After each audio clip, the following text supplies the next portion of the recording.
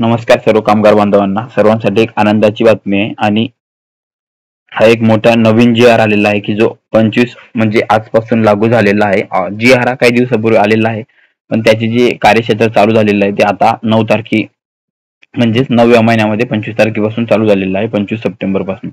तुम्ही बघू शकता महाराष्ट्र लोकसेवा हक्क अधिनियम 2015 अंतर्गत लोकसेवा वित्त नियम कालमर्यादा म्हणजे कामगार विभागामध्ये जेवढ्या सेवा येतात त्याच्यामध्ये ज्या महाराष्ट्र इमारत व इतर बांधकाम कामगार कल्याणकारी मंडळाच्या सेवा आहेत त्या आता लोकसेवा हक्क नियमात आल्यात, म्हणजे त्या तुम्हाला सेवा मिळाल्याच पाहिजे आणि त्याच्यासाठी कालमर्यादा म्हणजे एक वेळ निश्चित करून देण्यात आली आहे. तरी सर्वात आनंदाची बातमी आहे, आपल्या चॅनलवर असेच नवनवीन अपडेट मिळत असतात. सरकारी योजना, कामगार योजना या संदर्भात भरपूर माहिती सूत्रांद्वारे आपल्याला लवकर मिळते, लवकर कळते. तर तुम्ही जर नवीन असाल चॅनलवर तर नक्की चॅनलला सबस्क्राईब करा.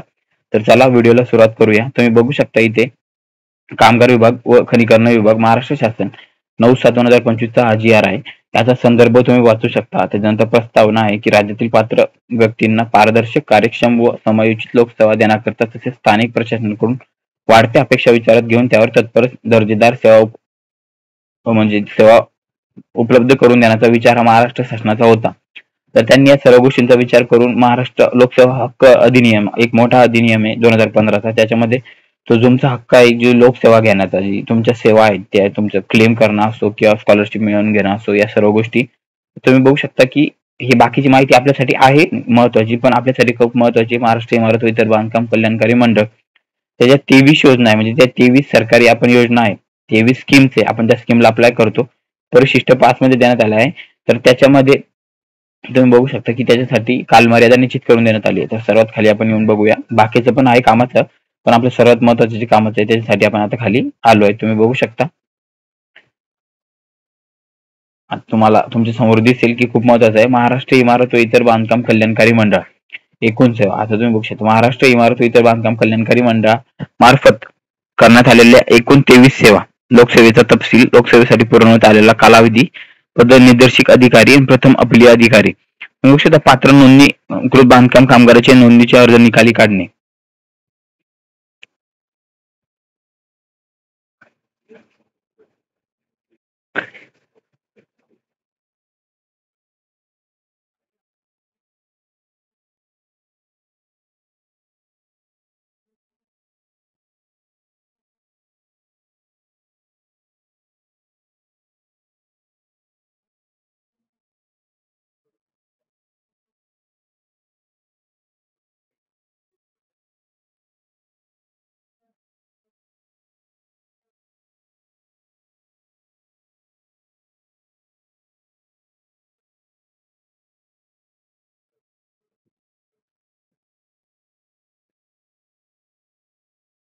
नोंदणी अर्ज निकाली काढले. एकूण कालमर्यादा आहे 60 दिवस. 60 दिवसाच्या आत तुम्ही जेव्हापासून अर्ज केला तेव्हापासून ते 60 दिवसापर्यंत तुमचा अर्ज निकाली निघणं खूप महत्वाचं आहे आणि निघालाच पाहिजे. जर निघाला नाही तर तुम्ही येथील सरकारी कामगार अधिकारी यांना जाऊन तक्रार करू शकता किंवा विचारू शकता हा जी आर दाखवून. तर ही सर्वात महत्वाची बातमी आहे.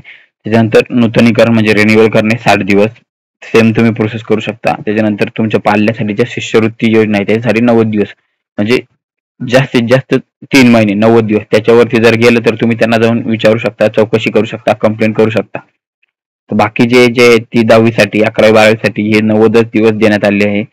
इंजिनिअरिंग साठी, मेडिकल साठी, 11वी 12वी साठी, BA, BSc, BCom, first year, second year, diploma सर्वांसाठी फक्त 90 दिवस म्हणजे जास्तीत जास्त 90 दिवस. त्याच्या पलीकडे जर गेलं तर तुम्ही जाऊन चौकशी करू शकता आणि तुमचा अर्ज का मंजूर झाला नाही किंवा कारवाई काय झाली नाही याच्यावर तुम्ही जाऊन चौकशी उपस्थित करू शकता. तर ही महत्वाची आनंदाची बातमी आहे सर्वांसाठी की याच्यावर आता कालमर्यादा आली आहे. म्हणजे अधिकारी उडवाउडीची उत्तर तुम्हाला देणार नाही. जर त्यांची चुकीची आहे तर त्यांना चूक मान्य करून लगेच अर्ज निकाली काढावा लागेल. ही खूप महत्वाची बातमी आहे. तुम्ही बघू शकता की बाकीच्या ज्या बातम्या आहेत की स्कॉलरशिप साठी 5 लाख रुपये वार्षिक किंवा 60 वर्ष दरम्यान 2 लाख रुपये, 2 लाख अनुदान, मृत्यूचा अंतविधी, त्याच्यानंतर 24,000 रुपये, या सगळ्या गोष्टी, अपघाती नैसर्गिक मृत्यू, नोंदणीकृत बांधकाम कामगारच्या विवाहासाठी 30,000 रुपये, विमा योजनेसाठी 90 दिवस, या सगळ्या गोष्टी ज्या बाकीचे क्लेम्स आहेत रजिस्ट्रेशन आणि नोंदणीच्या याच्यासाठी 60 दिवस, रजिस्ट्रेशन आणि रिन्युअल साठी 60 दिवस आणि स्कॉलरशिप साठी एवढे दिवस. तर या सर्व गोष्टींची कालमर्यादा. आणि तुम्ही बघू शकता जर अपघाती मृत्यू झाला असेल तर ते 1 महिन्याच्या आतच तुम्हाला देणं गरजेचं आहे किंवा अपंगत्व आल्याचा मृत्यू झाल्यास तर ते 1 महिन्याच्या आत देणं गरजेचं आहे. अंत्यविधी करता 7 दिवसात तुम्ही ते अर्ज आहे तो निकाली काढणं खूप गरजेचं आहे. या सर्व महत्वाची बाबी होत्या. तुम्ही बघू शकता अशा प्रकारे. त्याच्यानंतर भरपूर योजना आहेत की ज्या योजनांची माहिती आता सध्या चालू आहे. तर सर्वांनी या गोष्टीचा म्हणजे लाभ घ्या आणि सर्वांपर्यंत हा GR पोहोचवा. जर तुम्हाला व्हिडिओ असेल तर नक्की लाईक करा, शेअर करा, सबस्क्राईब करा. थँक्यू.